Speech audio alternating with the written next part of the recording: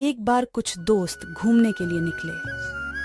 वह अच्छे दोस्त थे और घूमते हुए जंगल की तरफ जा रहे थे। जब सभी दोस्त जंगल में पहुंचे तो उन्होंने अपने खाने के लिए सामान निकाला और कहा कि अब हमें खाना खा लेना चाहिए, फिर हम आगे का सफर तय करेंगे, क्योंकि शाम तक हमें घर भी पहुंचना है। इसीलिए पहले थोड़ा सा खाना खा लिया जाए। फिर सभी लोग खाना खाते हैं और खाना खाकर जैसे ही उठे तो उन्होंने कहा कि अब हमें इस जंगल में थोड़ी दूरी पर घूमते हुए और आनंद के साथ यात्रा करनी है। फिर सभी लोगों ने अपना सामान उठाया और चलने लगे। सबसे पहले ही जब कुछ दूरी पर चले तो उन्होंने कहा कि हमें एक दूसरे को देख लेना चाहिए कि कोई कहीं पीछे तो नहीं छूट गया है। उनमें से जब एक ने गिनती की तो अपने आप को नहीं गिना, बाकी पांचों को गिना और कहा कि हम तो केवल 5 ही हैं, लेकिन हम तो 6 होने चाहिए।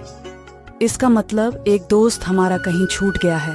अब वह समझ गए कि एक उनमें से कहीं छूट गया है, अब हमें उसे ढूंढना चाहिए। तो सभी मिलकर उस दोस्त को ढूंढने लगे। जब ढूंढते हुए काफी समय हो गया तो थक कर एक जगह बैठ गए और सोचने लगे, एक साथी हमारा आया था, वह भी हमसे खो गया है, अब हम अपने साथी को कैसे ढूंढेंगे।